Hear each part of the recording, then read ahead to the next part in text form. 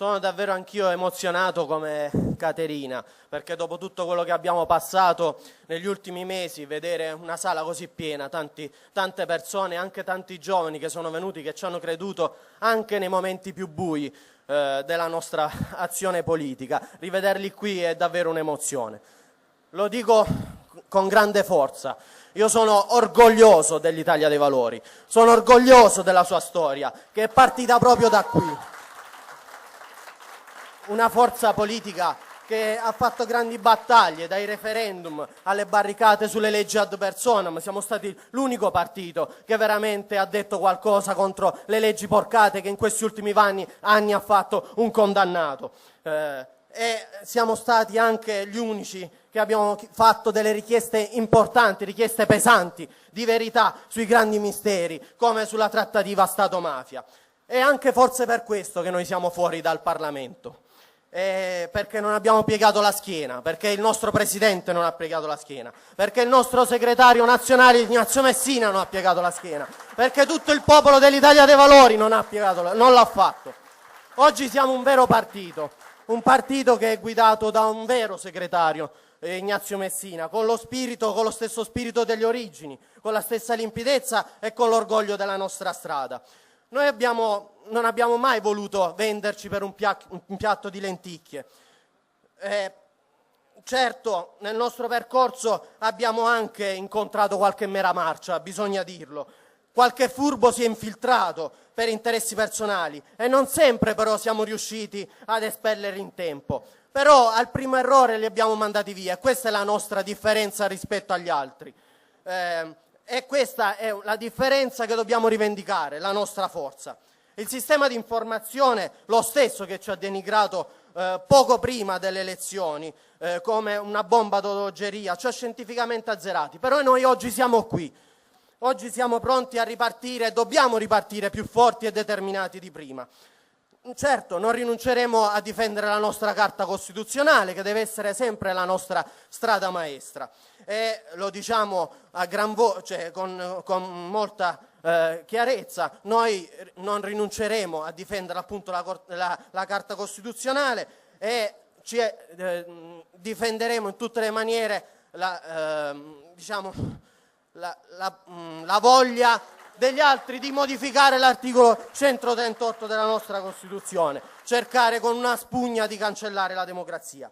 Noi dobbiamo fare anche delle grandi battaglie, una grande battaglia affinché i fondi dell'evasione fiscale, della corruzione rientrino nei circuiti legali. Noi vogliamo un'economia sana, dobbiamo lottare per un'economia sana, dove gli onesti, i meriti dei tanti giovani imprenditori che ci sono in Italia devono essere premiati, devono essere sostenuti e i proventi di questi crimini, cioè dell'evasione e della corruzione, devono andare a incentivare l'occupazione, perché l'occupazione giovanile ha toccato dei livelli altissimi, il 40%.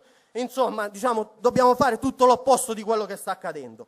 Guardate, mentre noi siamo qui, la disoccupazione dilaga enormemente e noi giovani siamo costretti a emigrare all'estero. E cosa fa questo esecutivo? Questo esecutivo rimane bloccato, è oggettivo, rimane bloccato e ricattato dalle vicende di un condannato in via definitiva che si permette di giocare anche con la Costituzione. E io penso che abbiamo ben altri problemi in questo paese. E il primo su tutti è il lavoro. Un giovane oggi non vede un futuro, non vede la speranza del domani.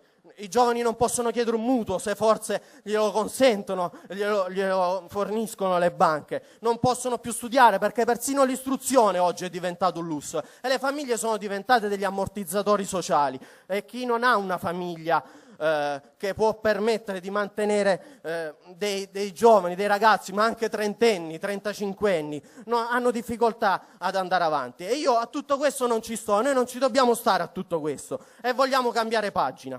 Lo studio è un diritto sancito dalla Costituzione, così come il lavoro è un altro diritto e questi non devono essere calpestati perché noi vogliamo e pretendiamo un futuro.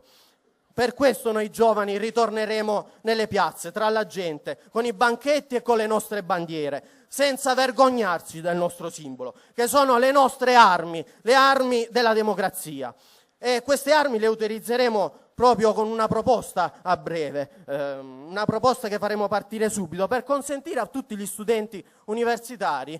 Questa è una proposta che abbiamo elaborato con il Dipartimento Giovanile, per consentire a tutti gli studenti universitari fuori sede di poter esercitare un altro diritto costituzionalmente garantito, che è il diritto al voto. È una proposta di legge appunto che serve per agevolare gli studenti, perché purtroppo abbiamo verificato con tutte le associazioni studentesche che la totalità degli studenti ha difficoltà nel poter spendere di tasca propria per recarsi nel paese di residenza e esprimere il proprio diritto di voto. E come disse, mi avvio alle conclusioni, Martin Luther King: io ho un sogno di vivere in un paese normale dove il Parlamento non si occupi delle vicende di un condannato, ma si occupi del mio, del nostro futuro. Però noi dobbiamo rivendicare la nostra diversità e rivendico anche il mio entusiasmo, e credo fortemente nell'Italia dei Valori.